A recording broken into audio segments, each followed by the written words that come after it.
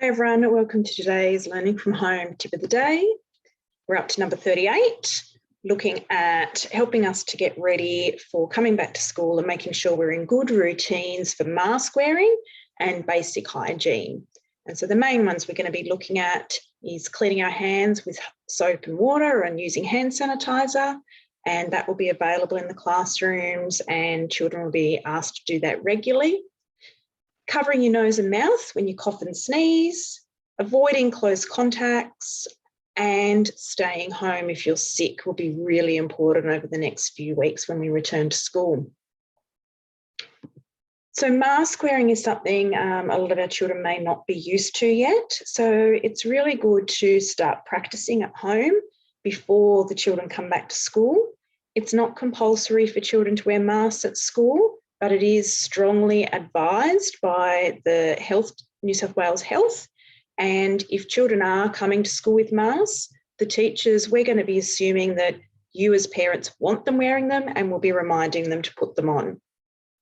So here's some ways to help your child get used to wearing a mask to make sure it's the most effective. So number one, making sure it fits properly around the nose and mouth and there's not big gaps, especially at the top around the nose or underneath. Make sure the ear loops are firmly in place. And so it's really important to make sure you've got a mask that's the right size for your child's face.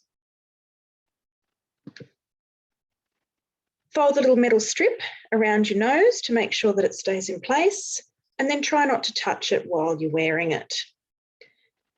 When you're putting it on, using those ear loops is the best place to be handling the mask.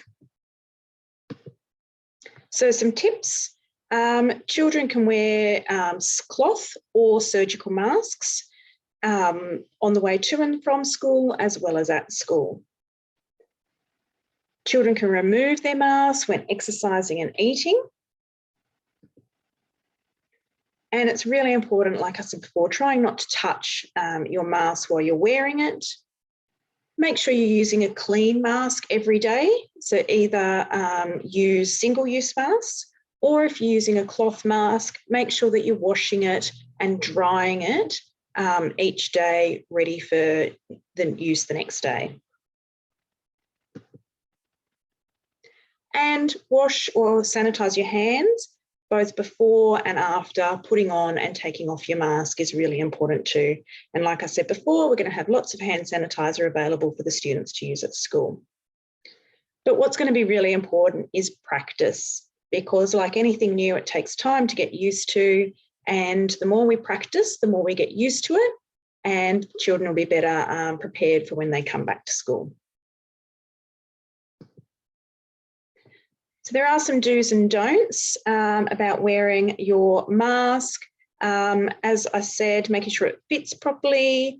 If you are wearing a hat or hijab or any other head covering, it does need to be on the outside, not underneath.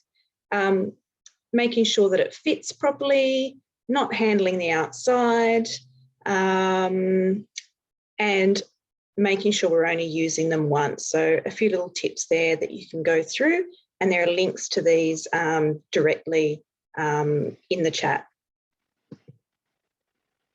Okay, next one is hand washing. Hand washing is a really important thing to be doing to help protect ourselves from any virus. So there's some steps here to make sure that we're washing our hands really thoroughly. So we wet our hands first, then we apply soap, rubbing our hands palm to palm, rubbing the back of each hand. So rubbing our hands over the top, one side and the other, and then rubbing with our palms and fingers interlaced. Rubbing our hands with the back of our fingers cupped inside, rubbing our thumbs, both sides, rubbing our fingers into the palm of our hands to get underneath our nails, rubbing our wrist as well, making sure we're going right down here, and then rinsing it off really thoroughly. If possible, use your elbow to turn off the tap, or most of the taps at school are on a timer, so you don't need to turn them off, which is great. And of course, dry your hands thoroughly at the end is really important. And that should take between 40 and 60 seconds if you do all of that. And the recommendation for COVID is 20 seconds. So if you're doing it this way, more than enough. So again, practice, go through these steps until they become routine and habit. Coughs and sneezes is another area of hygiene that's going to be really important, and practicing. Using your elbow to cough or sneeze into is really handy. It's a really good thing to teach children. Using a tissue is also really important. Making sure you put that tissue in the bin afterwards, and washing your hands again. So again, at least 20 seconds of hand washing, or if you don't have access to water, using hand sanitizer. Most importantly is going to be anyone that is showing any symptoms: fever, cough, sore throat, difficulty breathing, loss of smell or loss of taste. Anyone with any of those symptoms will not be allowed to come to school and will have to get a test before returning.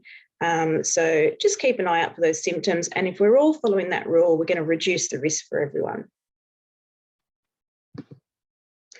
So some basic things that we can start practicing, basic hygiene skills. So when we come back over the next couple of weeks, we're going to reduce the risk for everyone and make everyone feel a little bit safer and more confident coming back to school, so we can focus on getting back together with our friends and learning on site again.